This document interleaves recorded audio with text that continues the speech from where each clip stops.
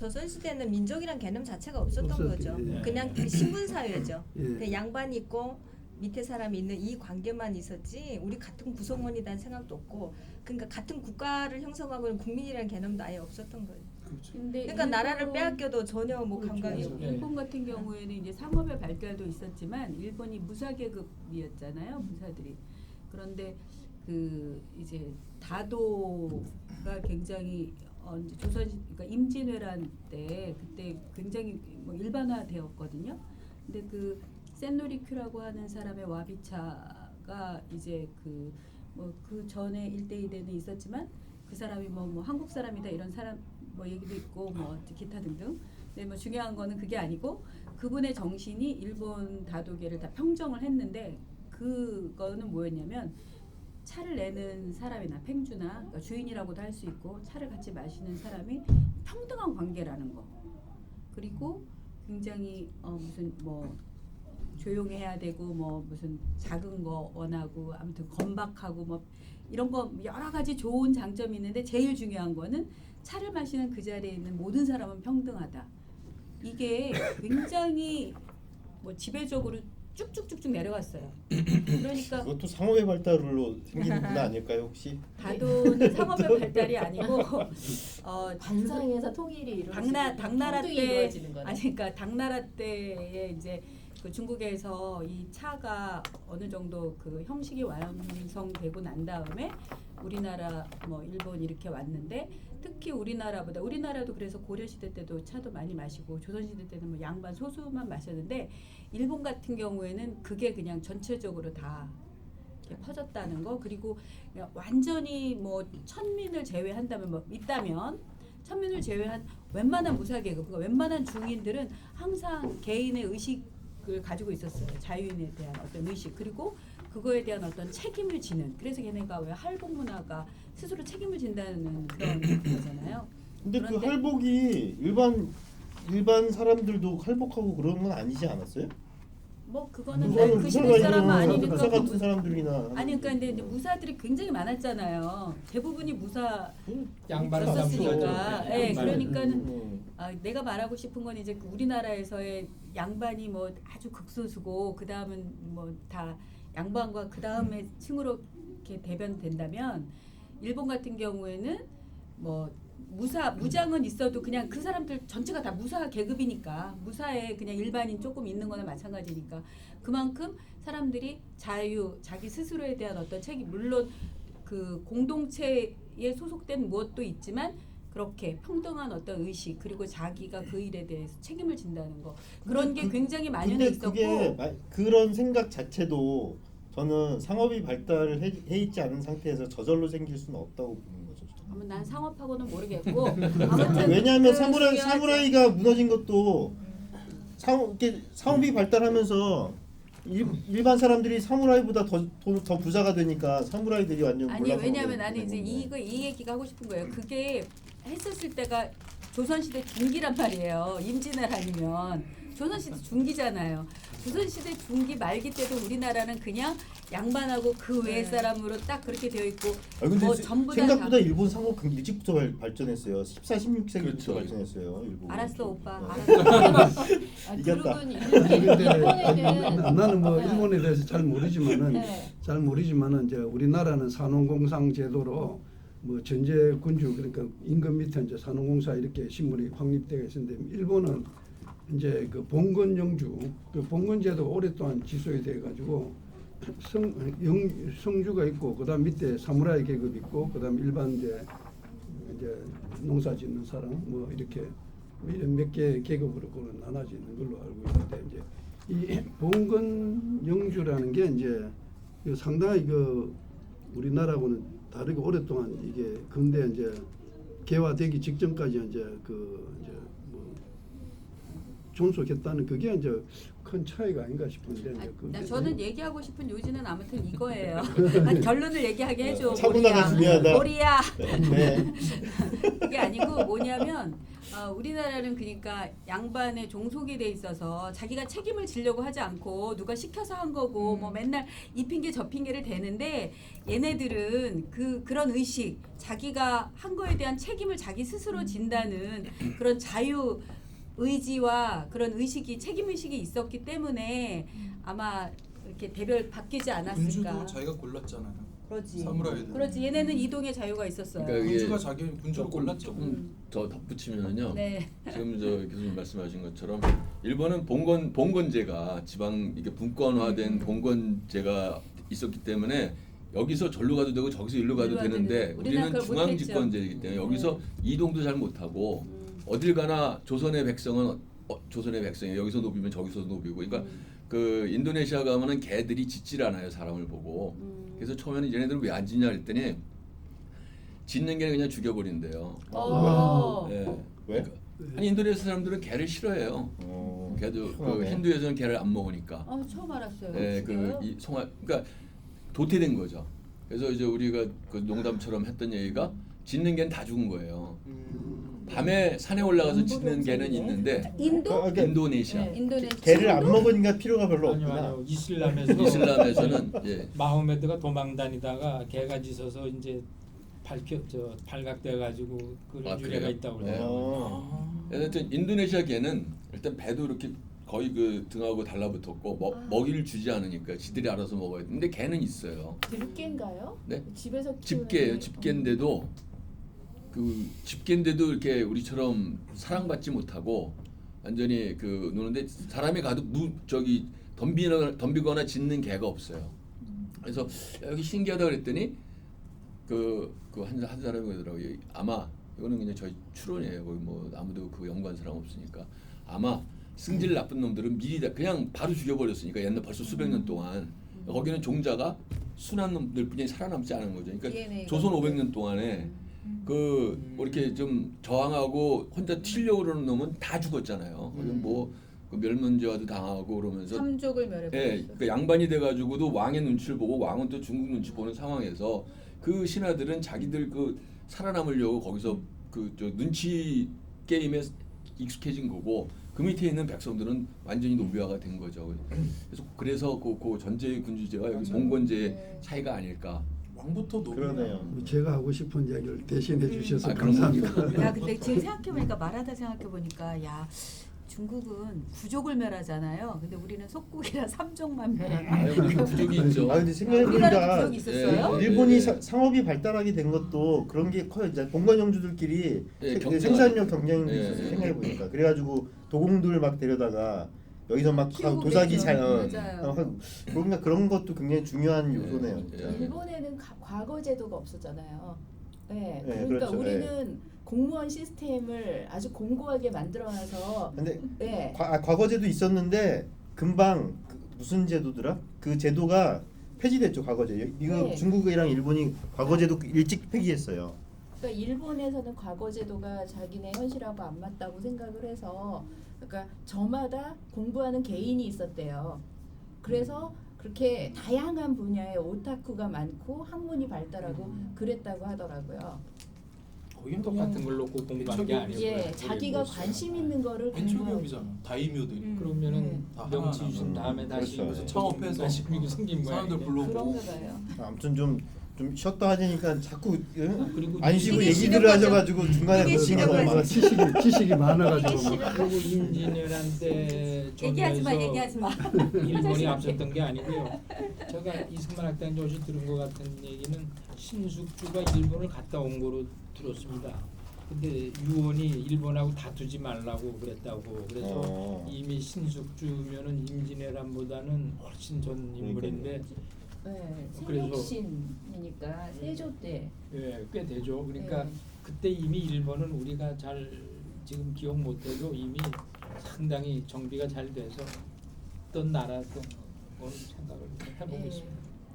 제가 우연히 하나 듣고서는 깜짝 놀란 게 일본에 100년 넘은 기업이 3만 개가 된대요. 그리고 200년 넘은 게 10,000개가 넘고 그다음에 제일 오래됐던 기업은 1,400년이 넘었어요. 근데 저기 잃어버린 20년 초에 그 금강조라고 그 사찰 전문 건설 업체인데 백제 유민이 이제 그 설립했던 그 기업이었답니다. 근데 이게 소유권이 넘어갔는데 그 회사는 살아 있어요. 그 기능은 넘어간 이유가 이게 또 재미있게 그 잃어버린 20년 일본 그 부동산 버블이 꺼지면서 이 회사가 그 소유했던 부동산의 가치가 떨어지고 회사는 거기서 이제 대출받은 걸 갚지 못해가지고 다른 데로 넘어간 거예요. 그래서 이게 이름이 바뀌었지 그렇지 않고는 살아 있는 거거든요. 1,400년 넘는 기업이 있는 나라와 네. 지금 100년 넘은 기업이 하나 두 개뿐이 없는 우리나라 지금 두산 말고는 뭐 100년 기업이라고 할 데가 없잖아요. 아니 뭐 1,400년 전에 기업이라는 것이 있었나요? 그러니까 기업이라는 게 그렇죠.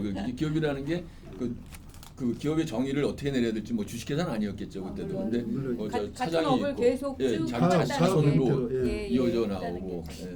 그 회사가 백제적인데 그 절 짓고 절 보수하는 것 그렇죠. 때문에 네. 사람들이 넘어와서 정말로 그냥 여기저기 다니면서 그걸 하고 다니는 기업처럼 옛날부터 이렇게 했다 그러더라고요. 네. 아 근데 나 개인적으로 궁금한 게 하나 있어요. 네. 우리나라는 건축학이 있었어요? 우리나라는 왜 2층 3층 있죠. 없잖아요. 있었죠. 아니, 예. 근데 왜 2층 3층을 못 졌을까? 2층 3층 있어요. 어디에? 조선 뭐 막루도 그 막루 있고 다 다니다 아래층만 보면 하고. 그러니까 그 정도의 2층 말고 일반 집은 일반인도 이제 2층 집이 못 짓게 있었어요. 했다고 그래요. 대가집 같은데. 활성전이 활성전이 8층 목탑이잖아요. 그러니까 목탑이긴 하지만 이게 8층짜리 건물이죠. 대가전 쪽에. 그리고 김제 금산사도 그리고 뭐 경제적으로도 우리가 일단 그 왕보다 높게는 못 지게 만든. 그렇죠. 근데 그런 이유도 있겠지만 저는 경제적으로도 나무로 만들잖아요. 우리가 이제 뭔가 생산량이 떨어지니까 나무로만 집들을 짓는데 실제로 그 우리가 그 난방 냉난방 같은 거 하면 그 뭐라 그러지 온돌로 하잖아요. 온돌이면 구들장을 못하는 2층은 거의 쓸모도 없고 바람도 어차피 그 못 막고 하는 곳이라 쓸모가 굉장히 떨어졌을 것 같아요. 2층 간혹이 넘어가면. 간혹이 그렇게 지금 뭐 좋다고 그러잖아요. 굉장히 나쁜 집이에요 저게. 그러니까 이를테면 굉장히 그 지금 뭐 그 어떻게 뭐 도산서울 같은 데 보셨으면은 그 방 하나 보시면은 방 하나가 한 요만할 거예요. 예, 요만한 것을 한뭐한 9명이서 거기서 9명 이상이 그 뭐 물론 그때 당시 신체에도 작기도 했지만은 9명 이상이 지금 숙식하고 그다음에 이게 우리나라 이 지붕에가 무게가 더 많아요. 그러니까 이게 지붕에 무게가 많기 때문에 여기 이게 그 건축 부재가 더 많이 들어가는 기둥이 더 많이 들어가는 거예요. 그러니까 이제 뭐 협소해야 되는 거고. 이들 지붕이 그러니까 뭐 그래도 좀 지붕이 그 워낙 춥기 때문에 춥고 덥기 때문에 그 지붕에다가 엄청나게 그 자재를 집어넣어야 되는 거예요. 그 단열이 독가라든가 이런 거기 때문에 그냥 나무니까 눌러주지 않으면 이거 지진이 심각합니다. 왜냐하면 밑에는 가구가 단단하게 튼튼해야 되고 위는 좀 어렵잖아요. 근데 기형적이면서 머리는 편한데 밑에는 작은 그런 형식이 돼 있어요. 그렇기 때문에 뭐 온돌이 지금 하는 좋다고 하는데 뭐그 온돌조차도 우리가 저기까지 못 가잖아요. 온돌도 이렇게 누워 있으면은 여기는 완전 냉골이잖아요. 냉골이고 그래 옛날에 초등학교 때 코시려가지고 그렇게 지금 와서는 뭐 건축 문제가 좋아져서 간혹이 굉장히 좋다고 하는데 그러니까 임금이 못 짓겠다고 하는데 그렇게 말하는 임금은 궁궐에 뭐 4층 5층 안 짓고 살았잖아요. 근데 거기에 그러니까 나는 추우니까 거들로 저는 옛날에 건축 제가 답을 네, 네. 하나 네. 지금 생각이 나는 게 뭐냐면 결국 문화예술이란 건축도 문화예술의 한 부분이고 네, 네. 문화예술이라는 거는 베푸는 다음이잖아요. 그러니까 우리가 생산성이 떨어지고 상업을 안 하고 하다 보니까 거기서 먹고 사는 게 급한데 집은 그냥 그 추위 맞고 비피 눈비 가리고 5,000년 역사 동안 내는 아니, 계속 배고팠죠. 이 땅은 여기서는 그리고 근데 한 1억 년 이상 지금도 돌도끼 갖고 지내는 민족들도 있잖아요. 그러니까는 그러니까 지금 그거는 네. 이게 제가 그게 좀 얼마 전에 이상한 일도 한번 아니에요, 생각해보면은. 써본데요. 우리 제가 우연히 60년대, 70년대 초반까지 사진들 있잖아요. 그 저기 네, 버스 안내원이 막 그냥 네, 버스 네. 밀어넣으면서 네, 가는 네. 사진. 그리고 동네에 뭐 이거 막 뽑기 하는 네, 사진. 알아요. 그거 보면은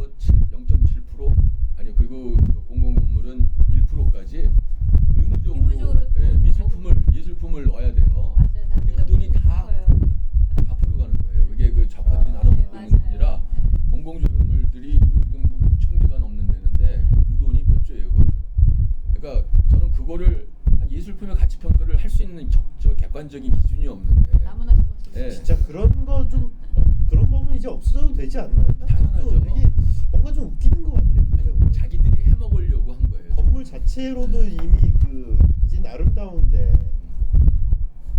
해먹는 법이죠.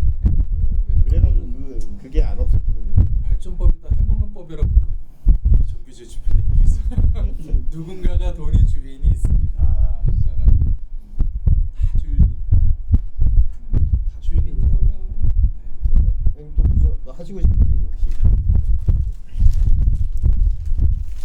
지금 우리가 자유가 자유민주주의 얘기를 하는데 우리만 얘기를 하지 대한민국에서 얘기들을 안 하는 것 같습니다. 그래서 이제 이거 이용훈 교수의 글인데요.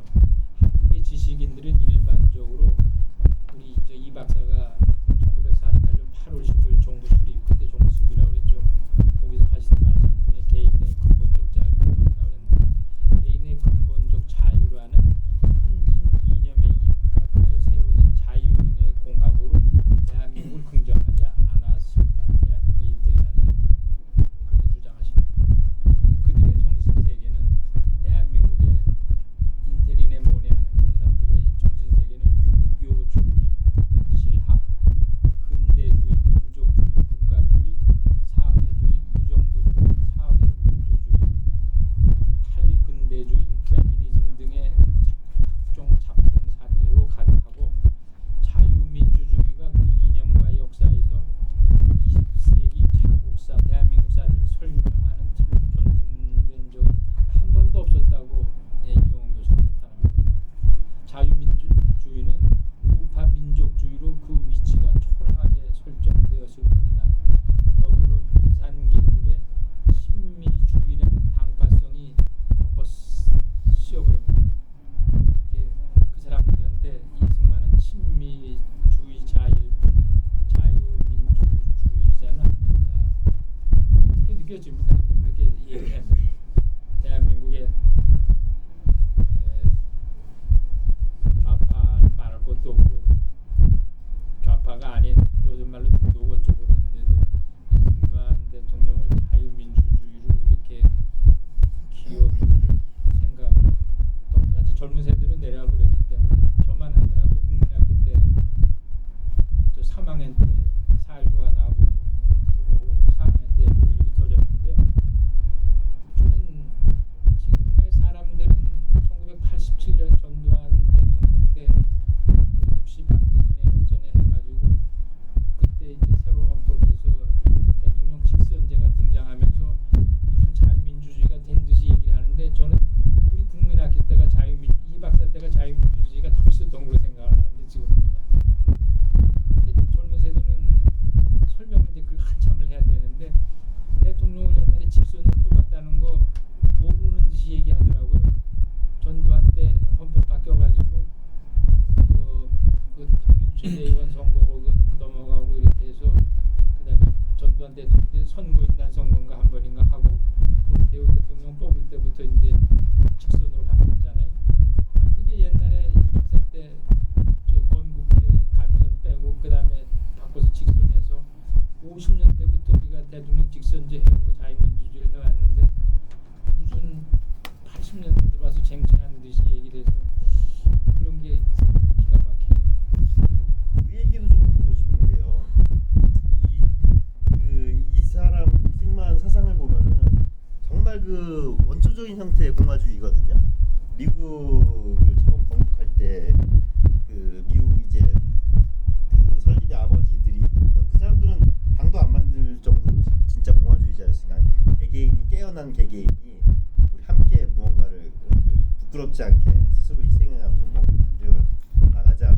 근데 미국은 공화주의로 시작했지만 사실은 민주주의 시대가 정당이 생기고 민주주의 시대가 열리는 걸 막을 수가 없었거든요. 근데 그 과정을 아주 슬기롭게 잘 헤쳐나가기도 했고 또 미국은 대신에 또 워낙 깨어있는 개인들이 좀 많이 있었던 나라이기도 했는데 그 이승만의 공화주의 정신이 보면 정말로 개개인이 깨어나지 못하면 자발적으로 이렇게 힘을 모아서 뭐 하지 않으면 아무것도 안 되는 사상이란 말이에요. 이게 공화주의라는 거의 어떤 취약점은 그런 건데 그렇게 따지면은 이승만 이 이제 대통령 막 하고 이러던 시절을 보면 6.25도 겪고 막 이럴 때 도대체 국민들이 깨어나지 못하니까 이승만은 사람들이 찍어도 부통령은 어떻게 막 돈이라도 살포해서 이걸 표를 받아야 되고 그러니까 그 뭐라 그러지 그냥 정말로 깨어 있는 개인들이 없는 상황에서 뭔가 불법을 자행해서라도 억지로 그 밑에 있는 자유당 밑에 있는 사람들이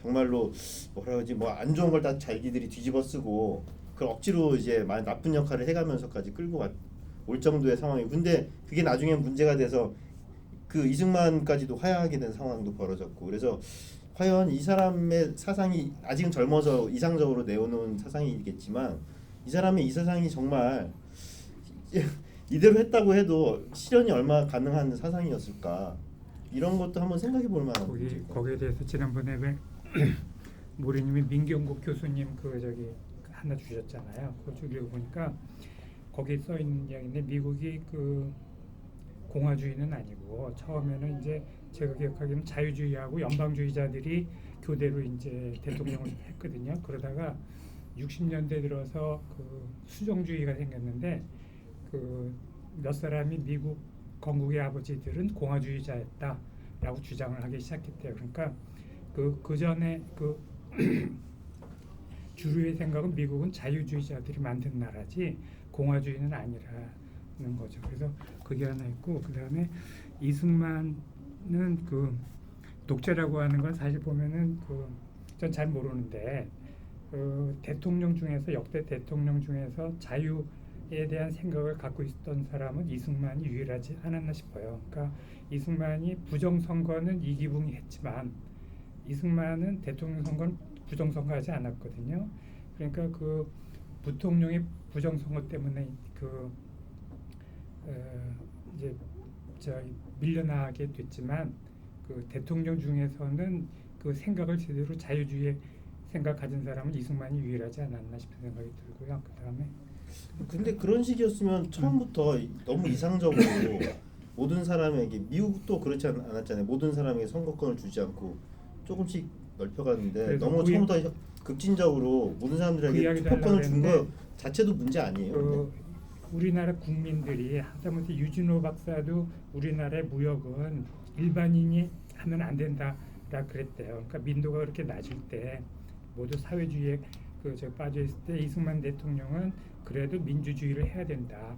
그래서 대통령 선거도 이제 그 국민들이 직접 하게 했고 그 당시 민도가 낮음에도 그렇게 과감하게 했잖아요. 그것도 좀 신기하게 제가 볼 때는 이승만 대통령은 굉장히 현실적인 사람이었던 것 같아요. 이거 쓸 때만 해도 20대 젊은 혁명가로서의 어떤 꿈을 가진 사람이었다면 이제 독립운동을 쭉 하면서 세계 정치 무대에서 경험하면서 이 나라를 일단 하나 만들어 놓고 그리고 자기가 구상했던 자유주의 체제로 만들어 놓고 어쨌든 발전시켜 나가는 게 가장 이제 과제였던 것 같고 이분 입장에서는 그러다 보니까 방공을 철저하게 해야 되는 입장에 섰고 그 직선제로 한 것도 제가 알기로는 워낙 반공 세력들이 주변에 많았기 때문에 계속 자기가 연임할 수 있는 가능성이 높다라고 봤던 것 같아요. 간선으로 하면. 네, 간선으로 하면 그 당시에 이승만 못지않게 지지 세력을 가지고 있는 뭐 김성수도 있었고 뭐 예를 들어 그런 사람들 많았는데 그 사람들이 약간 중도거나 처음에 이제 나라 만들 때는 자기 편에 섰던 사람들마저도 국회 안에서 지분 챙기려고 자기하고 다 등 돌린 상태로 가고 막 이렇게 되니까 나중에 자기 어떤 그 어찌 보면 백성들아 깨어나라고 했는데 이 깨어나라고 했던 백성들 자기가 10분 활용한 거라고 저는 생각해요. 근데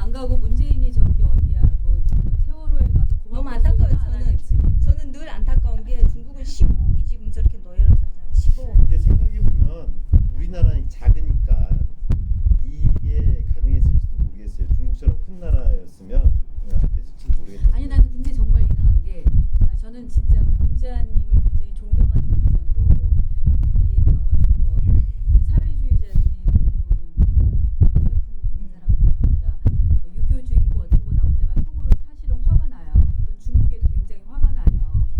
뭐 기독교가 됐든 불교가 됐든 이슬람이 됐든 뭐 유교가 됐든 정말 제대로 공부하고 제대로 안다면 다 나는 자유주의자고 다 책임감을 갖고 이상적으로 아마 잘 살았겠지만 다들 거의 다 사입이기 때문에 무슨 주의로 걸치기만 했지 사회주의 그랬기 때문에 이렇게 사회주의가 되거나 세계가 이렇게 사는데 참 힘들어지는데 특히 중국은 공자들을 그렇게 숭배한다면서 공자님 말씀에 뭐가 있냐면요. 첫 번째가 공자님을 좋아하는 이유 중에 하나예요. 공자님이 첫 번째 그러니까 부모라면 임금이라면 똑같아요. 임금이나 부모나 제일 먼저 해야 할 일이 뭐냐면 배불지 않고 다 먹게 해야 된다 그래서 경제를 부르짖었어요. 그게 우선이라 했어요. 그 무엇보다도. 그다음에 두 번째가 뭐냐면 그게 배고픈 게 해결이 되면 그러니까 경제적으로 여유가 이제 생기고 나면 그 다음에 가르쳐야 하는 게 예라 그랬어요. 서로 사람과 사람 사이의 사회의 질서, 사람과 사람 간에 지켜야 할 예. 그러니까 예가 첫 번째가 아니야. 대부분 공자는 예만 한다 그러는데 아니에요. 공자는 첫 번째 경제를 부르짖어서 먹고 살아야 돼. 사는 게 가장 우선이야. 그다음에 예고 이 예가 이제 예잖아요. 그다음에 가르쳐야 할 게 뭐냐면은 풍악, 음악, 즐기고 사람으로서 살았으니까 좀 즐기고 살아야지.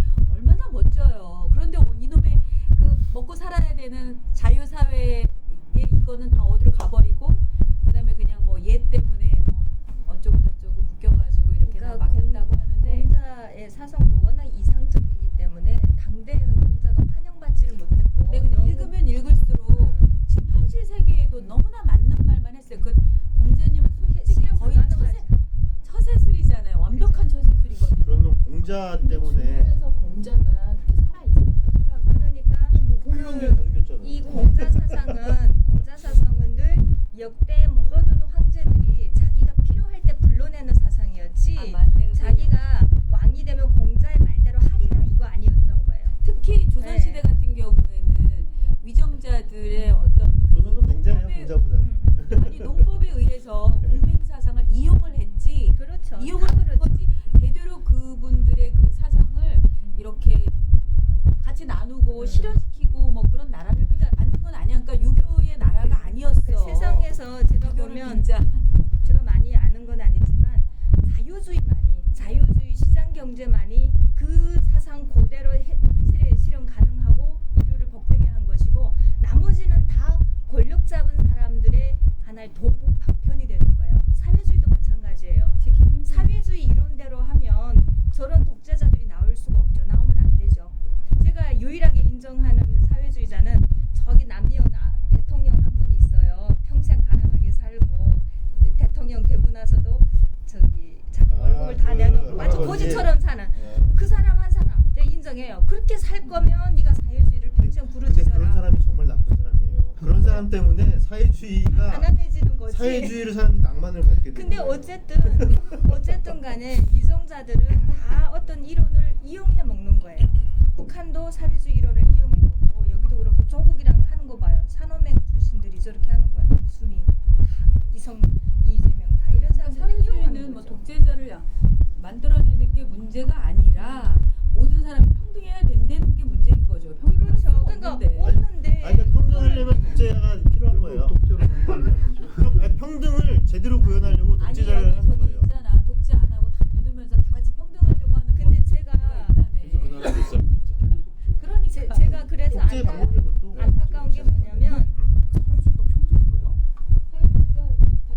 처음에는 평등 이론으로 먹고 들어가죠. 공산당선은 이런 거 이제 열심히 공부해 보면 절대 평등이 아닌 거예요. 얘기 좀 해봐요. 열심히 공부 안 해서 그게 왜 뭐냐면은 평등이 평등하라고 얘기하는데 야지를 주시네. 문제는 그 평등을 구현을 못하니까 그럼 가장 평등할 자격 있는 사람부터 평등하자. 그렇게 되는 거야 이게 이론이 그렇게 되는 거야. 저는 이제 그렇게 안 제가 공부한 공산주의나 사회주의는 일단은 첫 번째 평등이 아니라 일단은 적이 있고 일단 첫 번째는 적이고 두 번째는 그 적을 인민이 극복해야 되거든요.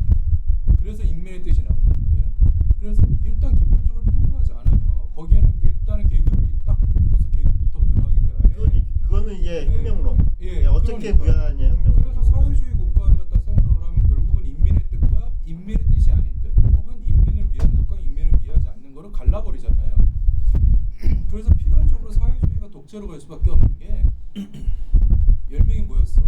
10명의 인민의 뜻이 어떻게 하나가 되냐고. 그러니까 인민의 뜻을 대표로 세 사람을 뽑죠. 그 세 사람이서 인민의 뜻을 갖다가 다시 논의를 해. 이 세 의견이 달라져. 그러니까 인민의 뜻이 아니잖아요. 그럼 한 명을 세워. 그러면 얘가 얘기하면 인민의 뜻. 이렇게 되는 거라서 무조건 독재가 될 수밖에 없거든요.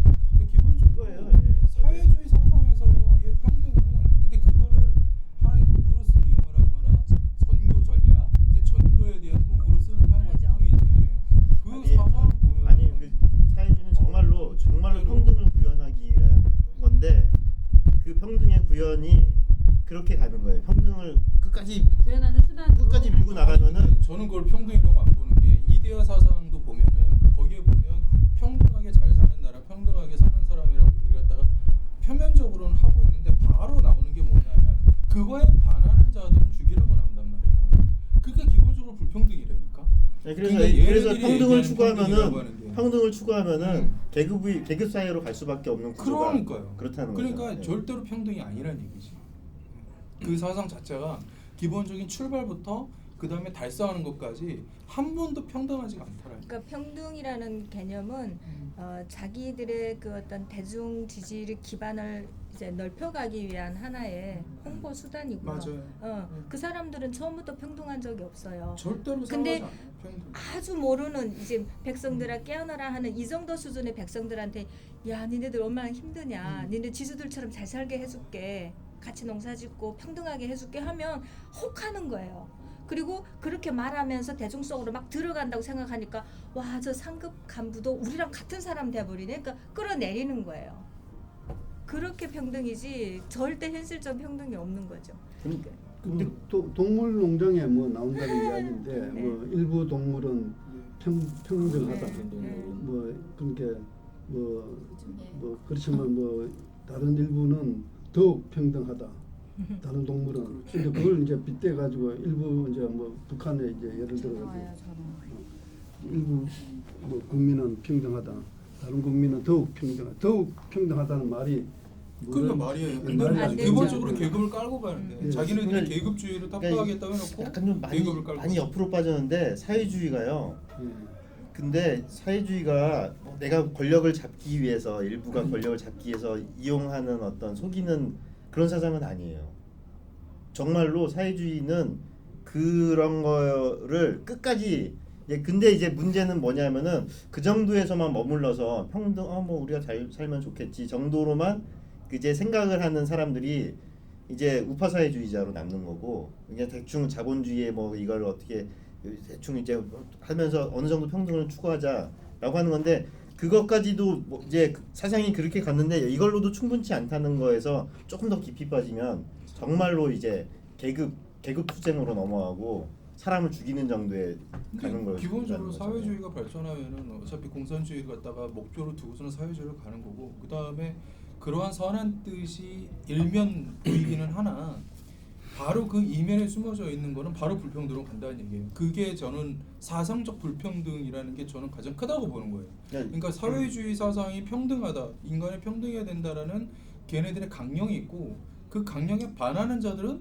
죽여도 된다고 나오고 그거는 들으면 안 된다고 얘기를 해버리기 때문에 그거 자체가 일단 지난달에 얘기했던 거를 잠깐 저기 다시 얘기하면은 그러니까 사회주의라는 그 개념 자체가 집단이 작을 때는 가족끼리는 얼마나 평등하잖아요. 물론 아버지가 뭐 권위적일 수 있고 엄마가 더 주도적일 수 있지만 작은 집단에서는 가능하지만 이게 규모가 커졌을 때 통제가 필요하기 때문에 지금 얘기하는 불평등이 나오는 거고요. 그러니까 애초에 사회주의라는 거는 이 그 거대 국가 지금 같은 이 그 시스템에서는 그러니까 적용될 수 없는 그러니까 그냥 이상적인 얘기일 뿐인데 그걸 그 비현실적인 걸 현실적으로 하다 보니까 뭐 거기에 독재도 나오고 이러는 것 같아요. 그래서 맞아요. 예. 뭐 지난번에 얘기하신 거 아니에요? 그러니까 이게 기본적인 세계관이 이 사회가 커지면 개인주의의 세계관을 갖지 않으면은 결국엔 다 사회주의로 빠지거든요. 어떤 사상이든지. 옆으로 너무 많이 빠졌다 우리 얘기가. 전 두 가지로 공화주의도 마찬가지예요. 그래서 그러니까 이제 저도 하는 게 미국도 처음에 저기 할 때는 초대 대통령 워싱턴 같은 경우는 전 그 사람은 끝까지 공화주의였단 말이에요. 근데 미국이 조금만 규모가 커져도 공화주의로 지탱이 안 되고 그 로마도 그랬잖아요. 로마가 요만한 도시국가일 때는 공화주의가 됐지만 이게 조금만 그 제국으로 커지면은 그거가 문제가 되잖아요. 그러니까 우리도 마찬가지로 조선시대 인구 이 정도일 때 공화주의를 꿈꿀 수 있었겠지만 이게 그 현실로 됐을 때 규모가 커졌을 때는 좀 다른 방법을 좀 모색하는 사람이 이어서 좀 나왔으면 좋지 않았을까 그런 생각이 자꾸 드는 거죠. 근데 이 책에서 좀 약간 이제 뭐 다른 건 다 좋은데 두 가지가 이제 아마 걸리는 것 같아요. 우리 지금 생각에서는 아까 말했던 공화제랑 그 다음에 입헌군주제가 이제 아마 두 가지가 아마 그거 빼놓고는 다 내용이 굉장히 이 시대에 굉장히 맞는 것 같아요. 근데 그 당시만 해도 이제 깜빵 생활을 하시고 계셔서 또 고종도 계시고 그래서 입헌군주제만 그렇게 해서 그냥 그렇게 해서 이제 넘어간 것 같아요. 물론 이제 다시 이제 뭐 어디야 미국에 가서는 이제 사상이 달라지셨지만 그리고 근데 이 책에 보면 이 사람 입헌군주제 방법도 있다. 뭐 하는데 예, 가장 예, 이상적인 거는 공화제라고 이 사람 분명히 썼거든요. 조심하게 썼더라고요. 네. 왜냐면 또 다시 감방갈까봐. 이 생각이라는 사람의 생각이라는 게 진짜 몇 년 안에도 변하고 1년 안에도 변할 수 있는 건데 20대 생각을 가지고 막 이렇게 비판할 얘기는 아닌 것 같고 그냥 20대 이런 생각을 했었구나라고 우리가 알고 있는 저희 정도로 이승만 학단 주익종 박사님한테 제가 여쭤봤어요. 이승만이 말한 공화주의가 뭐냐고 물어봤더니 그러니까 원래 이승만 대통령이 기독교인이긴 하지만 그렇다고 기독교의 공동체를 이 땅에 건설하려 한 건 아니었대요.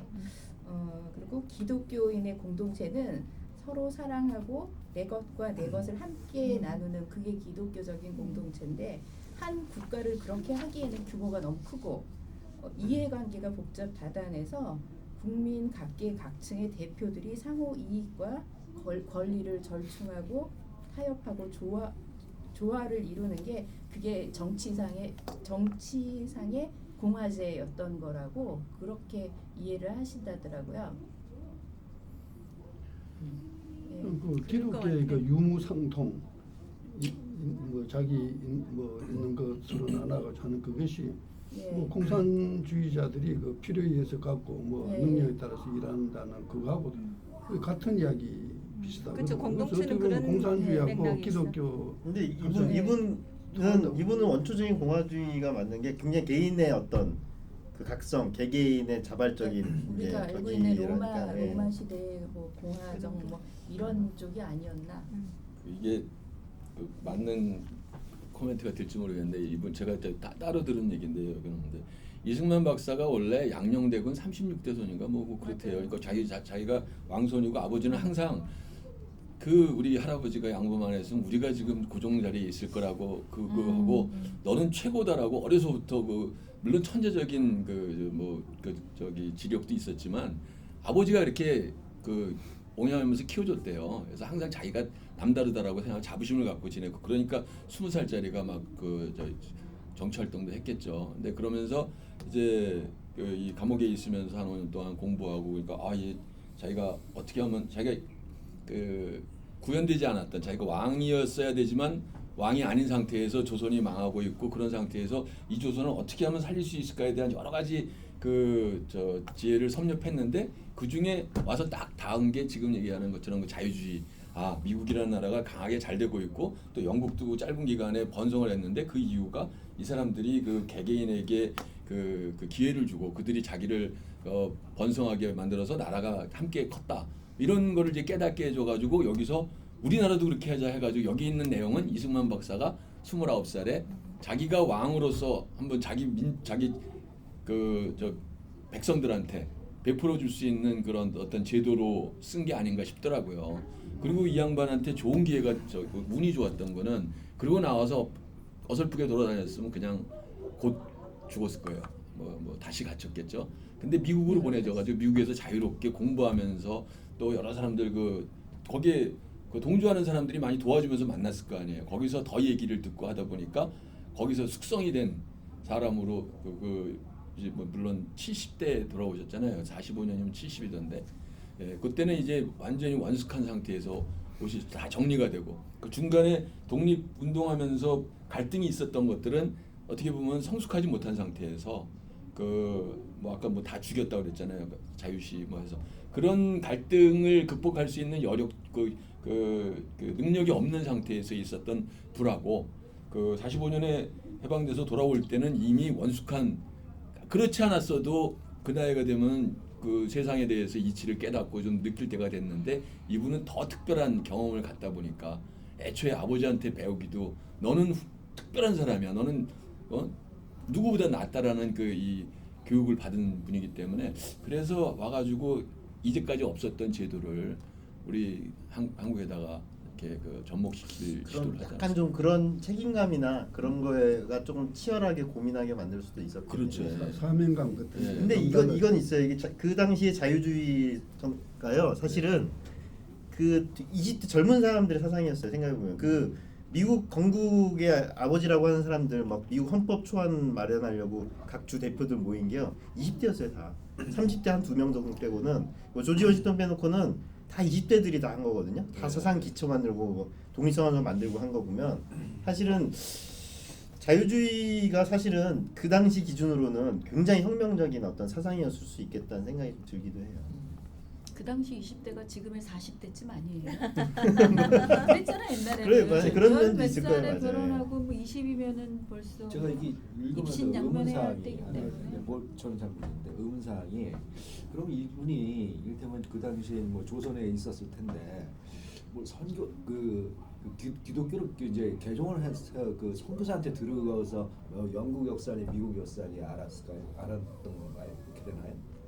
왜냐면 너무 이렇게 세세히 잘 알고 있어서 그 당시에 물론 이제 똑똑하시기도 하지만 뭐 그 당시에 똑똑하신 분이었긴 하겠지만은 이분이 어떻게 해서 그 영국의 역사라든가 물론 청일 전쟁 같은 거야 뭐 자기에서 일어났으니까 알겠지만 미국의 역사라든가 그러니까 미국의 역사라든가 영국의 역사를 갖다가 어떻게 그 세계 정세를 파악할 수가 있었는지 아까 말씀하신 책 다 들여보내줬다면서요. 이제 그래서 5년 동안 감옥에서 네. 그렇게 책을 많이 국립대학에서. 만들었어요. 감옥에서 자기의 이 사상이나 이런 게 전부 다 정립된 그래서 사실은 굉장히 감옥에 있었던 시간이 이승만 그런데 대통령이나 우리에게 그게 그 책을 누가 넣어줬다고요? 선교사들이. 선교사들이 그러면 지금 깜빵보다 굉장히 선진이에요. 지각하지 마. 일부에 나온 지각하지 마. 그러세요? 지금 감방은 책 안 들어갑니까? 네. 지금 깜빵 책 안 들어가요? 들어가요. 들어가죠. 중국이랑 들어가죠. 북한이 안 들어간다. 근데 아, 거기 아니, 하나 거기야, 느끼고 뭐. 싶은 건 난 이승만이 거기 영어를 깜빵에서 하늘이 배웠잖아요. 죽는 게 나을 것 그러니까 같아. 감옥에서 아, 영어로 한글- 책을 읽을 수 한글책이 있어서. 아니었을 거라고요. 아 그러면은 영어 그 못 배우는 잡네. 근데 영가의 영어 사전을 편찬하고 있어요. 영어 맞아서. 사전만 네. 대단한 거죠. 그 안에서 사전 편찬했다는 소리에 난 할 일이 없으니까 그거라도 하겠다는 거 아닐까요? 아니 여기 자료 나오잖아요. 영화사서 근데 저 봤는데 탁월하시네. 대박이던데요. 그러니까요. 그 사전 아니 편찬했다는데 나는 그 사람 완전. 도대체 외계인이요. 네. 외계인. 그래서 네. 그래서 박사 맞는 것 같아요. 박사. 근데 말이 되냐고. 그런 것도 있을 것 같은 게 우리나라 양반이란 그 아주 신분 자체가 책만 파는 걸로 아주 네. 그 일도 일 안 하고 책만 파는 걸로 아주 특화된 거이잖아요. 그러니까는 그런 문화 때문에 오히려 그 이제 이렇게 뭐 사상 이렇게 막 집중해서 확 할 수 있고 이런 좀 세상적인 어떤 좀 DNA 그런 것도 있지 않았을까 싶기도 해요. 이때 네. 이승만 다른데. 박사께서 쓰신 명한사전이 최초인가요? 모르겠어요. 아니요. 최- 한영사전 편찬을 하다가 중단에. 노일 전쟁 소식을 듣고 1904년 아, 맞아요. 그 접어놓고 이거 썼다고. 그래고 중요한 접어놓고 것 이거 2월부터 6월까지 이걸 쓴 거죠. 아니 그러면은 그 영한사전이 시도. 우리나라 최초라는. 그러니까 그 아니, 전에 신라가 원래 선교사들이 있었어요? 선교사들이 그 교재로 나눠 서로 돌려 쓰는 게 있었겠죠. 근데 허접하니까 그거를 자기 나름대로는 더 보완하겠다고 했는데 어떤 분이 그러더라고요. 우리 한민족 5,000년 역사에서 가장 똑똑한 사람 두 사람이 있는데 한 사람이 이승만 박사, 한 사람이 최치원 신라 시대 그 두 분이래요. 그만큼 그분은 그 말씀하신 분은 이승만 박사가 대통령직에 계실 때 그 옆에서 본 분이래요. 그래가지고 그 이렇게 아주 그 기억도 좋고 머리가 되게 좋으시다고 그 시인이기도 하고 재주도 많은. 최치원님은 왜요? 어떤 면에서? 저도 잘 모르겠어요. 그분이 그랬다고 그러더라고요. 그래서 두 명을 꼽는 데면은 저는 요전에 이제 그 조선상고사 그 저 신채호 그 양반도 감옥에서 책 썼잖아요. 이거는 똑같은 배경이던데 그걸 보면서도 정말 야 어떻게 이렇게 기억력이 좋았을까 했는데 이걸 보면서는 뭐 더 이분이 진짜 머리가 좋구나라는 생각을 하게 되더라고요. 저는 이제 사전 이거 영한 사전이 아니라 무슨 불교 대사전 편찬하는 거를 옆에서 좀 봤는데요. 사전 보통 일이 정말, 아니죠. 예, 뭐 보통 일이 아니라 내가 알고만 해도 거기에도 한 20명 정도가 그렇게 달라붙어도 지금 약 20년이 되어가는데 아직 마무리를 못했어요.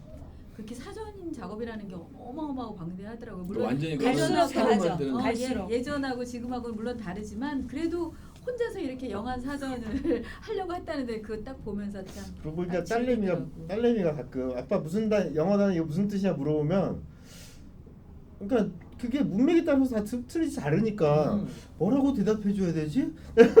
문장을 봐야 되잖아. 그러니까 그 생각해보니까 사전 쓴다는 게 보통 일은 아니네요, 진짜. 네이버 여러 가지 뜻을 네, 그 중에 사람들이 제일 많이 쓸 만한 걸 또 골라야 되고 단어를. 맞아요.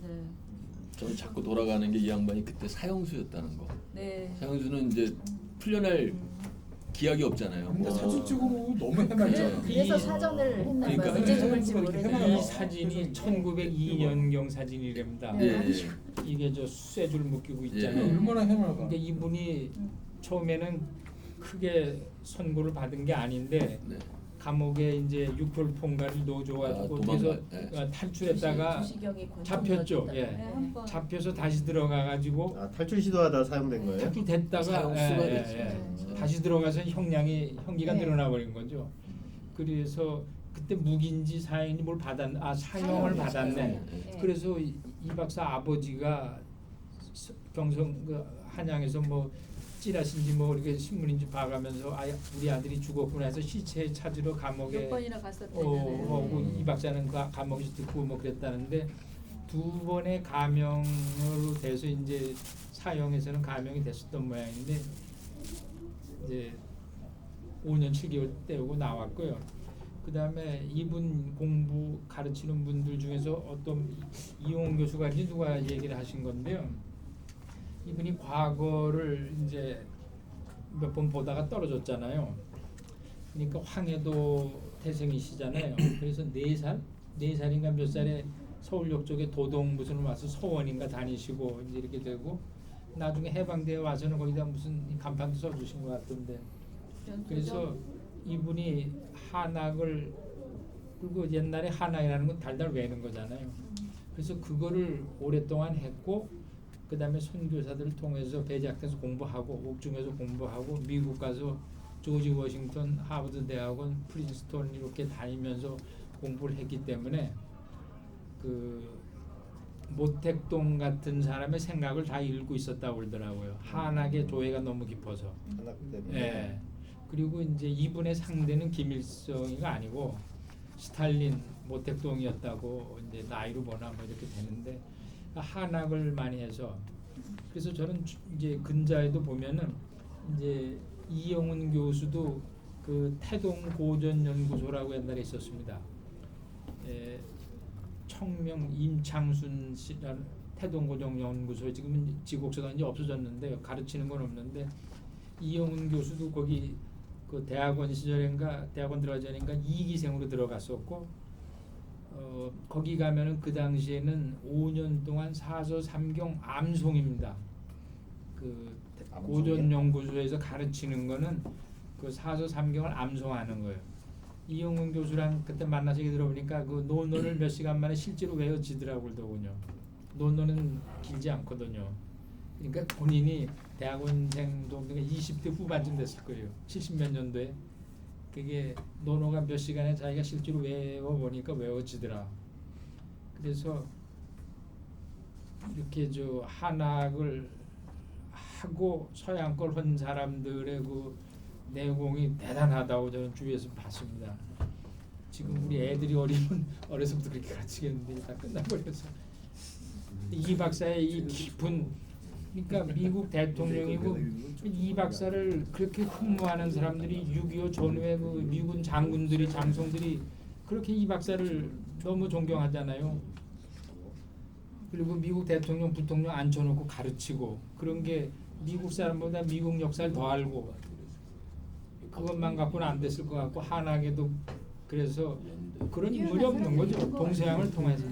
영어도 축복받은 상당히 고급 나라입니다. 아 영어도 영어는 뭐 쓰고 말 것도 그러고 대한민국 이제 그 한 번씩 그 학비 조달하려고 예. 영어로 한국 사정 그 대중 연설해 가지고 예. 이제 그 돈을 벌었다는 예, 그 미국 전역 연설을 다니시면서 영어로 할 수 돈 있다는 받아가지고. 것도 대단한 그 능력이고 예. 참 그 양반은 참 그 어떻게 보면 굉장히 뛰어난 양반이다. 좀 뒤늦게 알았습니다. 저희도 학당에서 공부하면서 이렇게 위대한 인물이 있었나 감탄할 정도입니다. 근데 저희만 그런 게 아니고 저희를 가르치던 선생들도 그 유영희 교수님 뭐 김학은 교수님 다들 한국같이 저런 얘기가 자기들도 뭐 이 박사 그때는 이제 살고 후에 그 감정으로 그냥 이렇게 뭐 젊어서 독립운동 했나 본데 뭐 늙어서 독재자로 이렇게만 치부하다가 이제 이 박사에 대해서 알면 알수록 야 대한 한민족에 이런 분이 있었나. 근데 좌익들은 한민족의 제일 나쁜 사람으로 이제 인터넷에 올려놨더군요. 근데 왜 팀이 없었을까요? 왜냐 이게 밑에서 같은 뜻을 가지고 좀 돕고 또 이거를 또 새로운 젊은 사람들을 가르치고 키워내고 좀 이런 어떤 좀 이렇게 좀 팀이 좀 있었으면 따르는 팀이 있었으면 참 좋았을 텐데. 미국에가 오랫동안 계셨으니까 그거 안 됐죠. 한국 그 안에서 이래도 안 됐잖아요. 그 이후도. 이해를 못 아 그리고 저 교수님 사회주의 너무 많이 저 지금 몰려와 한국 역사에서 사라진 사람이 이기붕입니다. 예. 저는 그거 좀 안타까운데 이기붕 선생 잘 모르는데 이완용만큼도 이름에 오르내리지 않는 게 이기붕이에요. 그리고 박마리아.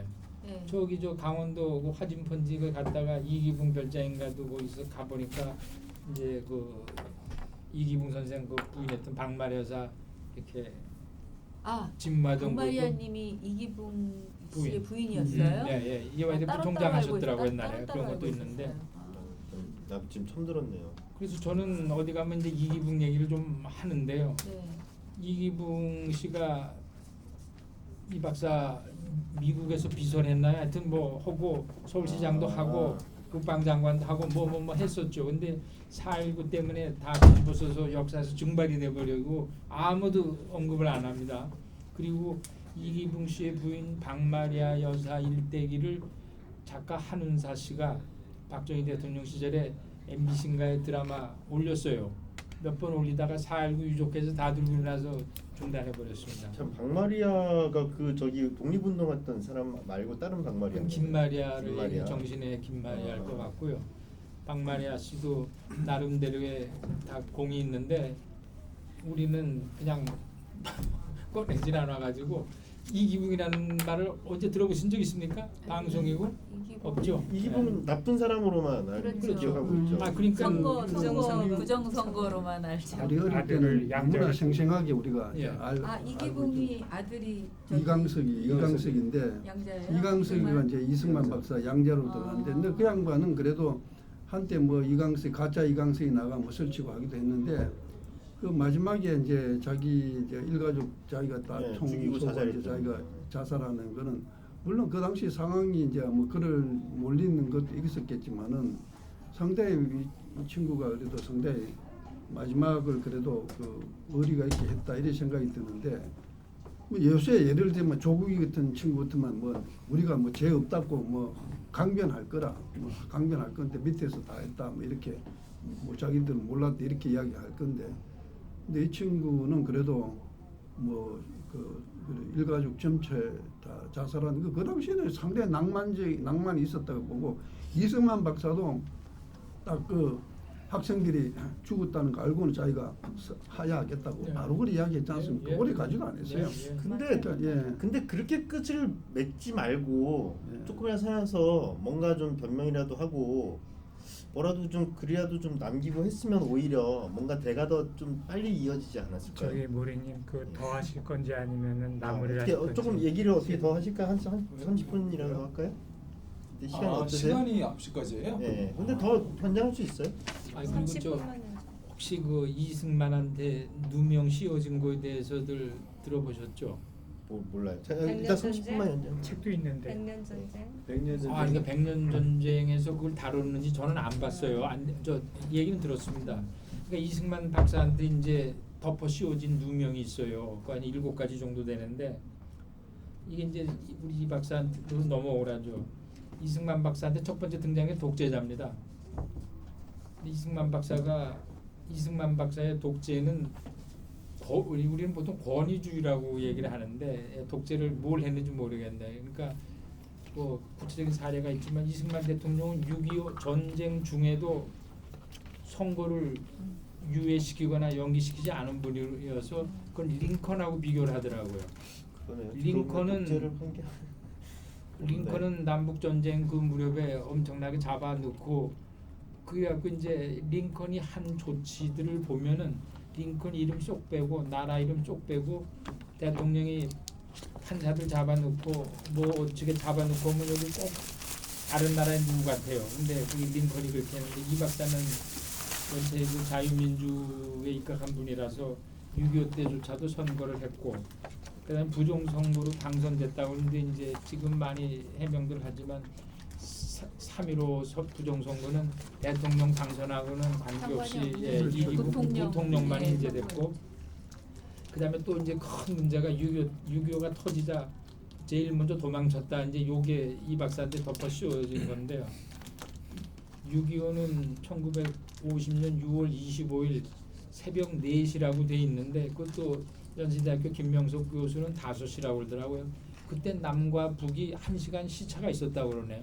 쓴 그래요? 표준시가 달라요. 예. 그러니까 1시간 시차가 있었대요. 그건 제가 6.25 전쟁사 들어서 아는데 예.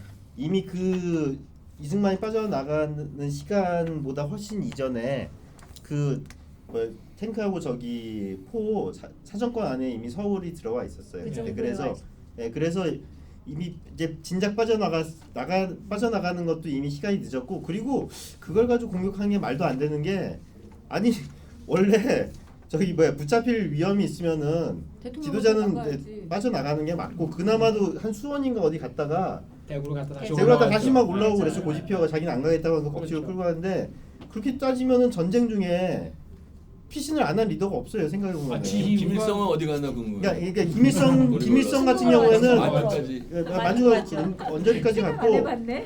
그리고 진짜? 맞아요. 만주로 어디 가서 피신을 형님 천재인데? 이제 저희 오. 수도가 네. 공략당할 때 피신을 하지 김일성 어디 않은 갔나? 유일한 지도자 어? 히틀러예요. 히틀러 자살해서 죽었어요.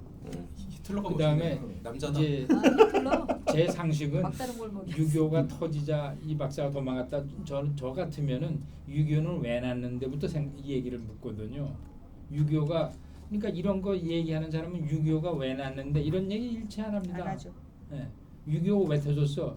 아이 그건 뭐 그냥 그러다 보니까 터졌다 이러고 넘어가죠. 내전이라고 퉁치죠 보통. 그다음에 남한만에 이제 또 이 박사한테 뒤집어 씌워놓은 게 남한의 단독 정부 수립해서 분단의 원흉이란 말들 많이들 하잖아요. 그런데 이거는 이제 북조선이 그 임시인민위원회를 1946년 2월 7일인가 28일인가 만들어가지고 토지 무상 몰수 무상 분배를 했다고 그렇게 돼버리니 그때 이미 정부가 들어선 거죠. 정부가 아니고 토지를 재분배한다는 게 말이 안 되니까. 그런데도 이 박사가 정읍 발언에서 저기 해가지고 남한만 해서 단독 정부겠다고 그런다면서 분단의 책임을 이 박사한테 뒤집어 씌우는데 저는 오래전에 성균관대학교 총장을 했던 장을병 박사가 있는데요. 그분도 어느 인터뷰에서 분단의 책임은 이 박사한테 있는 거 아니냐 이런 얘기를 해서 제가 그때도 놀랬는데요. 그래서 분단의 원흉이라 씌운 게 너무 억울한 거죠. 그다음에 이북의 김일성의 그 토지의 무상 몰수 무상 분배는 내용이 틀립니다. 근데 그렇게 넘어왔답니다. 남한에서 별로 주장을 안 하고 잘 모르고 근데 그 경작권만 준 거잖아요. 그 공력이요 소련이 무너지기 전에 좌익들이 하던 주장인데 소련 무너지면서 그 누구야 무슨 그 문서가 슈티코프 문서를 통해서 이미 북한이 이제 저기 했던 게 뭐 이미 밝혀져서 그거는 더 이상 그거 가지고 아직까지 그런 주장을 하는 좌익은 무식한 자이네. 무식한 자인 거예요. 그거 그리고 또 아직까지 그걸 믿고 있으면은 네. 야 너 저기 루소련 망할 때 나온 문서 있으니까 그거 보라고. 안 보지, 이제. 이미 그거는 학문적으로는 뭐로나 이제 말도 안 되는 주장인 걸로 그다음에 결론이 난 문제는 거예요. 프레임이 한번 김일성이가 씌우면 끝난다는 스탈린한테 거예요. 가가지고 그래도 모스크바에 젊은 가가지고 애들 이승만 그렇죠. 그러면 독재자, 4.19 그렇게 그건 얘기하면서 프레임이죠. 부정적 이미지를 네. 갖고 더 있잖아요. 이상 안 들으려고 그러고 누가 책 읽어봐요. 애들이 안 보고. 그다음에 북한의 정식 명칭은 조선민주주의인민공화국이잖아요. 그건 스탈린이 하사한 소련식 나라 이름인데 그걸 번역을 해가지고 조선민주주의인민공화국이라고 쓰고 있다고 들었습니다. 그다음에 이승만은 친일 청산 안 하고 친일파를 비호했다 이런 얘기 하는데 이것도 이제 많이 알려졌는데 건국 당시에 남북한 내각을 비교하면은 친일 일제 때 뭐 한 자리 했던 사람들 뭐가 이제 북한이 원체 많죠. 남한은 이 박사가 많이 배제를 해서 많이 배제를 한 바람에 우리 쪽에 지주 세력이니 이런 거 한민당에서 많이 서운하다고 또 그런 거잖아요. 김성수 씨 총리 안 주고. 초대 내각은 친일파를 안 넣었어요. 예, 근데 이북이 잘한 거죠. 왜냐하면 이북은 저기를 다 그 넣었죠. 그 기능직이기 때문에 친일은 뭐 무슨 친일 그냥 살기 위해서 하고 기술이고 배우고 했기 때문에 김일성이가 잘 써먹은 거죠. 그리고 자기네한테 협조하면 되는 거니까. 친일파라고 한 게 뭐냐면 경찰이나 이렇게 근데 예. 공산주의들이 하도 저기 하니까 싫어하는 거 하니까 공산주의자 공격하는 거지. 그 테러들을 많이 하니까 그 현장 경찰들이 일본 순사하던 사람들이 많이 이제 투입이 됐었어요. 그러니까 그 사람들을 계속 썼던 걸 가지고 이제 친일 어쩌고 얘기를 하는데 사실 그거는 아닌 것 그래서 같아요. 그 이 박사하고 김구 선생이 이제 한국에서 있을 때 일제 때 경찰하던 사람들이 두 분을 찾아왔는데 김구 선생은 그 외면해 버리고 친일 때 일제 때 경찰했던 간부들을 이 박사는 이제 자네들이 무슨 잘못 있나 나라 뺏겨서 그냥 살기 위해서 그랬던 건데 그래가지고 그 일제 때 경찰했던 사람들이 어떻게 생각했겠어요? 이분을 위해서 목숨을 바치겠다고 생각을 했을 것 같은데 그 다음에 이승만은 미국의 앞잡이라고 백년 전쟁에도 뒤집어 씌웠죠. 이게 다 백년 전쟁이 나오는 거예요. 아 그래요? 예, 이 박사가 미국의 앞잡이가 아닌 거는 좀 공부를 하면 아는 건데 미국이 그렇게 싫어했고 그랬고 무슨 에버레디 작전인가 해서 제거하려고 그랬고 이종찬 장군이 뭐 그랬었는데 6.25가 그 꼴이 난 것도 사실은 이승만 때문이에요. 사실은 이승만이 고집 피워가지고 올라가고 이승만 고집 피워가지고 끌어들이고 그러니까 미국 입장에서는 고집 피웠다 고집 피워서 어떻게 했다고요? 고집 피워가지고 빨리 참전해야 된다고 하고 근데 이제 미국 입장에서는 나중에 저도 그 6.25 거기서 들었을 때 이승만 때문에 수렁에 빠졌다고 자기들끼리 미국이 미국 남한한테 그러니까는 손 떼고 싶은데 굉장히 미국 입장에서는 이승만이 골치 아픈 존재. 근데 이제 문제는 또 현장 장군들이나 현장에 있는 사람들이 이승만만 만나면 넘어가 버리니까. 그래서 이 정가에서는 굉장히 골치 아픈 존재였어요. 하지 때. 하지는 아니었고요. 제일 뭐 그거는 이제 6.25 때 이제 그 38선까지만 이제 뭐 올라가라 했는데 그 넘어 버린 것이 이제 이승만 박사가 돌파가 되면서 이제 메가드 장군을 꼬셔가지고 올라가 버렸잖아요. 그래서 거기에서는 트루만이 이제 뭐 틀어져 버린. 그 문제 때문에요. 지난번에 도태우 변호사 얘기한 거 들었는데 지금 우리가 38선으로 있을 때 개성이 이남이었고 저 강원도 저 위쪽은 전부 이북이었는데 이게 6.25 전쟁 중에 이게 휴전선으로 되면서 이렇게 바뀌어 버렸잖아요. 예. 그래가지고 그 뭐라고 그러던데 예를 들면 개성 같으면 미수복 지역이고요. 예. 우리가 6.25 때 개성을 뺏긴 게 됐잖아요. 예. 강원도 북쪽은 우리가 찾아왔고 예. 그래서 행정부가 다르다고 그러대요. 저는 그냥 그런 거 전혀 모르고 살았었는데 그래가지고 그거는 유엔군이 이제 이렇게 만든 거가 돼서 유엔사하고 뭐 어떻게 뭐라고 하더라고요. 그 6.25 때 저 강원도 북쪽을 우리가 이렇게 이제 차지해 버려서 그거는 행정상에서 그게 대한민국 거가 원래 못 찾았다가 뭐 어떻게 돼서 그 유엔 얘기를 또 해서 또 처음 들었었습니다. 예.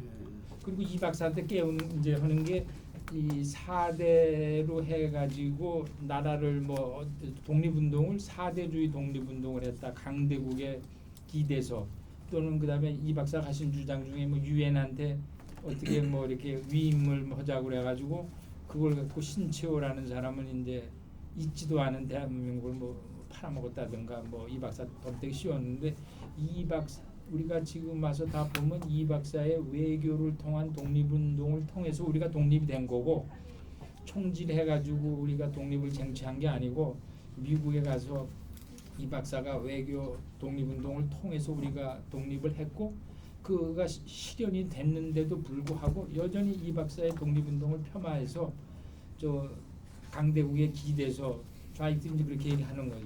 그러니까 이용 교수가 통탄하는 거는 우리가 이미 역사를 봐왔지 않느냐. 이 박사의 외교를 통한 독립운동이 맞아 떨어져서 그게 실현이 됐고 그래서 우리가 독립을 했는데도 불구하고 그걸 잘못했다고 그러고 저러고 있으니 그 보면은 그때 뭐 독립군이 광복군이 총 인원이 200명도 안 되는데 그렇죠. 자유참전 이후에 네, 몇백 명, 1000명이나 떨어져 명이고 버렸는데 그때 당시 일본군은 700만 그렇죠. 명이었는데 750만 어떻게 무슨 뭐 안 되는 말도 안 되는 얘기라는 얘기고 아니, 그다음에 지금도 말도 안 되는 얘기를 하더라고요. 그다음에 그 그- 광복군 자체가 그 장개석한테 월급을 타고서 그렇죠. 장개석의 일단에 뭐냐 그 휴하에 뭐 이를테면 그런 데인데 무슨 독립군이냐 이거지. 장개석이 쫄개였죠. 뭐 이쪽이 가면은 모 대통령이 쫄개가 되는 거고 이쪽이 오면은 장개석이 쫄개였는데. 근데 그렇게 보면은 예. 이승만이 주위 나라한테 얄미운 존재일 수밖에 없는 거예요. 사실은 이승만 혼자서 막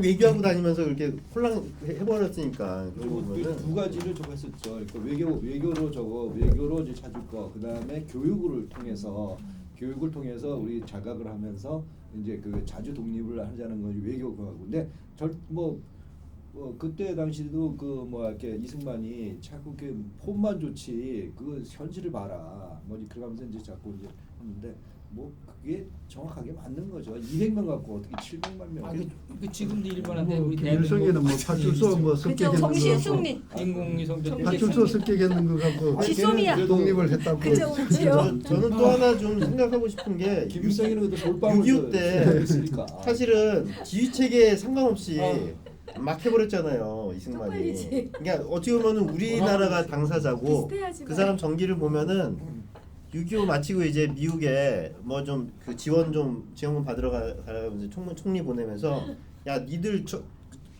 땅에서 니들 젊은 사람들이 죽을 거를 우리가 다 대신 죽은 거니까 가서 당당하게 요구하라 그런 얘기 한 거 보고 아 우리나라 박정희 이후에 북한이 뭔가 우리나라한테 뭔가 도발을 할 때 이승만 박정희였으면은 미국이 말려도 바로 대응을 그리고 또 사실은 미국이 말려도 하는 게 맞거든요. 미국 입장에서도 콩고미 그 사람들 입장에서 생각해도 우리는 말렸지만 남한이 독자적으로 해버린 거라면 자기들도 뭐가 이제 세계대전으로 확전될 이유가 없는 거예요. 근데 우리 당연히 그거는 뭐 물어보면 우리 안 된다고 하지 이쪽에서. 근데 미국 입장에서도 내심 한국이 고집피워서 독자적으로 무언가를 하기를 또 원할 것 같다는 생각도 들고 그래서 그런 의미에서 우리나라가 뭔가 이렇게 북한이 도발할 때 강하게 좀 그 할 필요가 있고 그리고 또 지금 특히나 나는 지금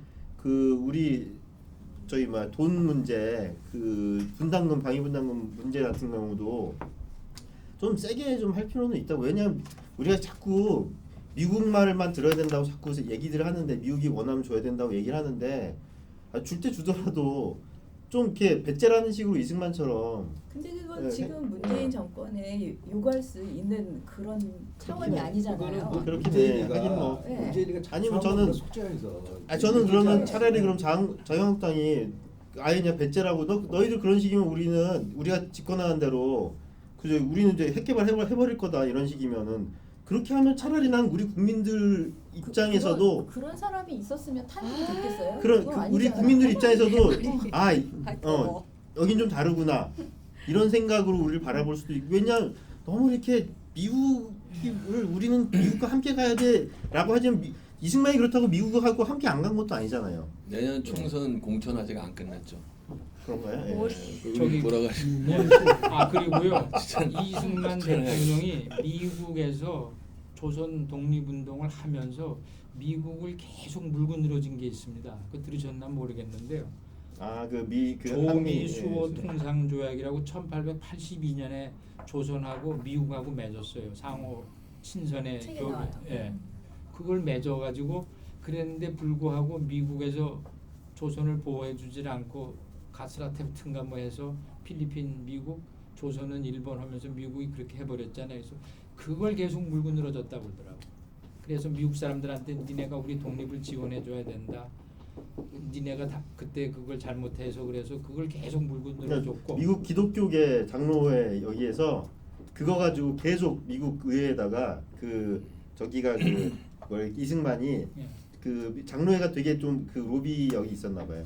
그쪽이 계속 그 이승만 얘기를 듣고 계속 압력을 넣었다 그러더라고요. 그 미국 의회에다가. 그리고 또 이제 태평양 전쟁 터지기 전에는 미국과 일본이 사이가 좋았잖아요. 근데 조선을 이 얘기를 듣질 않았고 그랬는데 그래 그 이제 사이가 안 좋아지게 되면서 전쟁이 터지면서 미국에 있던 일본인들을 수용소에 쳐넣었잖아요. 그때 이제 조선 사람은 일본인으로 돼 있었기 때문에 조선 사람도 일본인으로 취급해서 수용소에 쳐 들어갈 거를 이런 이제 조선이 속국이고 독립운동을 하고 있다는 걸 이렇게 이 박사가 보여주고 그래서 미국 법무부 장관의 그 조선 사람은 일본인으로 간주해서 수용소로 안 끌어간 거죠. 그리고 이승만 박사 그 재팬 인사이드 아웃 그 책을 네. 써가지고 네. 일본이 했던 그런 미국을 침략할 거라는 걸 일찍이 이제 6개월 전인지 몇 달 이야기해가지고 전인지 뭐 미 그렇게. 국무성 관리들이 이제 그 책을 보고 이제 이승만 박사에 대한 뭐 인식을 달리했다. 예, 뭐 그런 진주만 공격. 예, 그런 어떤 베스트셀러가 됐다. 예? 그 책이 베스트셀러. 그러고 보니까 독립운동에 이 도움이 책에서 된다고. 바라보는 일본에 대한 시각하고 또 많이 또 그렇죠, 그건 하죠. 진화를 한 거네요, 네. 진짜. 그렇죠. 예. 근데 조금 아까 근데 이 책을 보면서 느꼈는데 그 일본이 그 동양 평화니 뭐 그런 거 무슨 이야기인가 그랬는데 이렇게 일본에도 이제 그 초기에 가졌던 생각, 그다음에 나중에 바뀐 생각, 그다음에 리더들의 생각, 일반인들과 그 한반도에 왔던 그 일본 사람들 그 사람들의 또 생각 다 다르듯이 미국도 생각이 여러 가지 다 다른 것 같아요. 그래서 다양한 생각이 있는데 그거를 뭐 딱 하나로 고정 그 스테레오타입으로 만들지 않는 게 중요할 것 같아요. 이를테면 미국이 우리의 뭐 영원한 친구도 아니고 예를 들어서 미국은 우리나라가 그냥 농사나 짓고 살아라 그랬잖아요. 네. 근데 그런 이야기도 결국은 그건 우리가 그 어떤 준비가 돼 있느냐 선택을 우리가 하는 거지 미국이 그랬다고 해서 미국이 잘한 거다 못한 거다 그렇게 하는 그건 저기 좀 벗어나야 되지 않을까 싶어요. 맞아. 근데 미국이 또 박근혜 이런 사람들 키워서 또 이런 거를 또 한국이 독립하기를 원하는 세력들도 있었고, 그러니까 좀 안 다양했어요. 키웠어요? 이승만. 그러니까 조선 말기는 영국이나 이 프랑스 쪽 이 유럽 그 세력들이 제국 세력들이 러시아를 견제하기 위해서 여기서 이제 그 일본하고 청나라를 이용해서 하려던 거고 지금 이제 해방 이후에 그때는 그 미국의 러시아 정책에 의해서 그 한반도가 이제 정해진 거였잖아요. 그러니까 지금 이제 여러 가지 그 시각이 있을 수 있다고 하시는 게 결국은 미국의 입장에서 과연 러시아를 내 적으로 볼 거냐 아니면 문재인처럼 뭐 거기도 뭐 아니 러시아 이제 친구야 그러면 또 우리가 위치가 확 달라지겠죠. 대동아공영 이 책 보면서도 어렴풋이 다 이유가 있겠지 했던 대동아공영이 어떤 그때 당시 상황에서 이제 그 대동아공영을 얘기했고 그 아시아 쪽 사람들이 또 그거를 왜냐하면 러일 전쟁 직후에 일본이 이긴 거 보고 다들 막 환호했다 중국도 환호했다고 하니까 그래서 어떤 느낌이었을까 하는 생각도 좀 저는 이거 보면서 이게 약간 우리가 생각하는 그 느낌이 일본이 먹으려고만 이렇게 그 하는 어떤 속임수라고만 받아들인 건 아니었겠구나 이런 느낌이 들어요. 실제로 그 청나라도 보면 한국에도 개화파가 있었던 것처럼 청나라에도 그 개화운동 하는 사람들이 있었을 거 아니야. 학자들이나 좀 급진적인 사람들.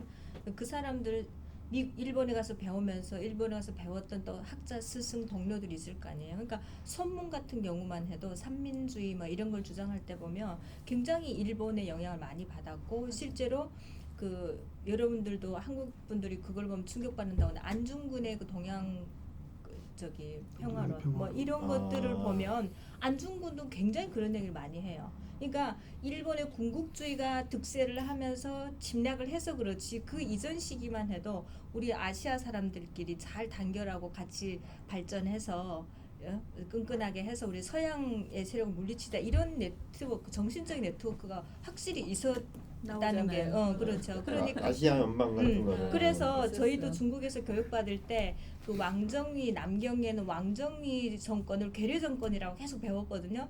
근데 최근에 일본에서 쓴 그 누가 인민이 뭐 택동 인민의 적이라는 그런 책을 이렇게 보면 왕정위가 어떤 생각을 했을까가 전 조금 이해가 되는 거예요.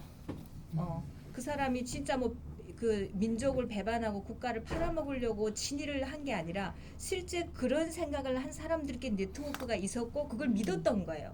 우리는 끝까지 서로 이렇게 뭐 먹고 먹히는 관계가 아니라 서로 평화롭게 이렇게 해서 아시아 삼국이 잘 어떻게 하자 이런 게 있었던 것 같아요.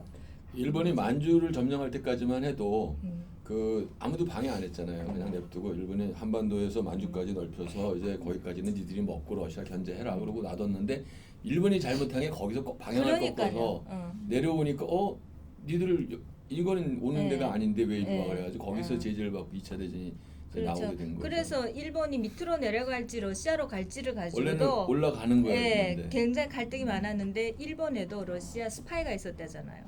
그래서 공작하는 스파이들이 그래서 아무튼 방향을 이렇게 튼 게 일본도 좌익이 많이 그때 활동했었을 그렇죠. 것 같아요. 네.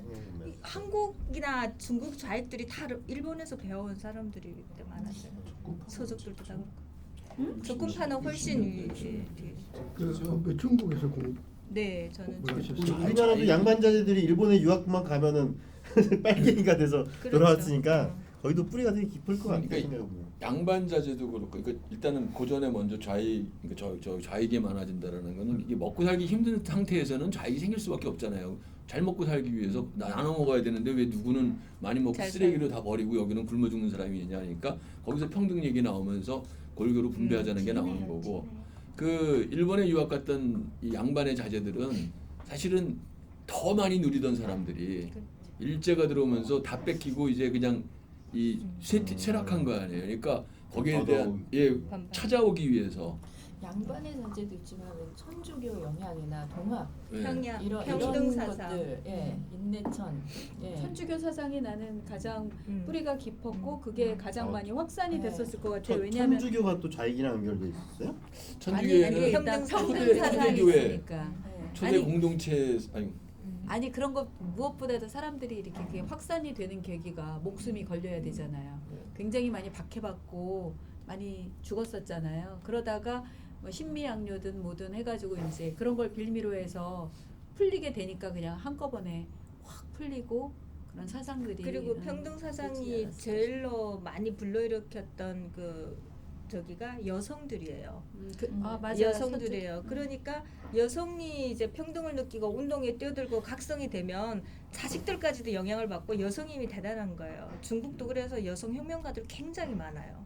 목숨 걸고 여자들은 하잖아요. 또. 아니 천주교도 우리나라가 자생적으로 시작했지만 사실 많이 이게 퍼졌던 게 양반집 교수들 뭐 그런 사람들이었대잖아요. 저기 뭐 이렇게 천민 그러니까 노예 뭐라 억압받는 그래? 사람들. 그 사람들보다 아니 그러니까 뭐라 그래? 쌍놈? 쌍놈 노예에 준한 그런 사람보다 그 양갓집 교수들 그러니까 뭔가 조금 머리에 있고 지식이 있는데 사실 박해받는 거잖아요. 그리고 여자들. 구속받는 일단은 구속받는. 여유가 있어요. 아, 네. 먹고 사는 거에 어쨌든 구애받지 네. 않게 되니까. 가장 그래서 많이 퍼졌다고 얘기 들은 것 같아요. 평등 사상이 천주교, 우리나라 천주교는 뭐 좀 막강했다고. 다 빨강이에요. 아무튼 네, 지금 시간이 빨강이잖아요, 정우고요. 아무튼 오늘 근데 천주교가 지금 다 빨갛진 않아요. 그렇죠. 저기. 아, 그래서 아, 거기도 많이 빨리 나오는데 천주교세요? 그 천주교 천주교가 왜 이렇게 빨간지 모르시하고 그 이유가 그 과거에는 이제 민주화 후원 세력이라고 그럴까요? 못할 네. 때도 지학생 유교 아무튼 여긴 제가 내죠 그러면. 저기 같이 내기를. 그 예. 아무튼 뭐 N분의 1 해. 이제 마무리 우리 할게요. 그럼 아무튼 끊어. 오늘도 이제 이렇게 착한 것 같고 와 정말 생각지도 못한 좀 이렇게 난 이 책을 가지고 이렇게 길게 얘기하게 될 줄은 몰랐어요 사실은. 근데 확실히 여러 사람들이 모이니까 몰랐던 것도 많이 배우게 되고 다시 이렇게 연결이 되는구나 하는 좀 정리도 되고 역시 책 읽고 와서 모여서 얘기하는 게 참 좋구나 하는 생각도 있었습니다. 아무튼 오늘 뭐 이 자료 준비해 와서 이것저것 얘기해 주신 이제 광수님한테 감사드리고요. 네. 준비성이 대단하죠. 이승만한테 명예를 걸고 오늘 어제 또 마무리 좀 해주시죠. 아니요. 네. 아니 뭐 마무리 없습니다. 마무리 없어요. 핸드폰에 아. 살아갈 시간이 없어서 붙이고 다니는 마무리 시간이 됩니까? 예. 아니 제가 얘기하는 것보다 제가 찾아온 것 근데 중에서는 핸드폰에 살아갈 시간이 없어요. 오래 걸리더라고요. 저 오래전에 돌아가셨죠. 서강대 사학과의 그 이기백 교수 계셨습니다. 이제 그분이 그 월간조선 당시 정순태 편집위원하고 오래전에 생전에 인터뷰한 게 있는데요. 거기에서 이제 독재는 민족사의 정통성을 주장할 수 없다 이런 얘기를 하셨어요. 이제 남북대결 황장엽 씨가 이제 남북대결의 핵심은 민족사에 있어서 정통성을 놓고 벌이는 타협 불가능한 권력투쟁이라고 말한 바 있습니다. 그러면 누가 민족사의 정통이고 누가 민족사의 이단입니까? 독재국가는 이기백 교수의 얘기였습니다. 독재국가는 한국 사회에서의 정통성을 주장할 자격이 없습니다. 그리고 그 독재를 뒷받침해주고 있는 이른바 주체사학은 한국 사학을 타락시키고 있습니다. 이런 얘기가 있었습니다. 하여튼 뭐 읽으면 읽을수록 그러니까 통일은 민족의 이상을 실현할 수 있는 것이어야 의미가 있는 게 아니겠습니까? 민족의 이상은 자유와 평등의 실현입니다. 북한에서는 6.25 전쟁을 조국 해방 전쟁이라고 부르며 그것이 무력 통일의 시도임을 공공연히 드러내고 있습니다. 그런데 실제 있어서 그것은 대한민국에 대한 침략 전쟁이었습니다.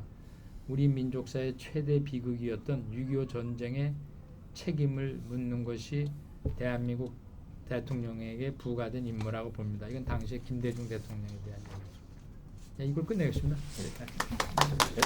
수고하셨습니다.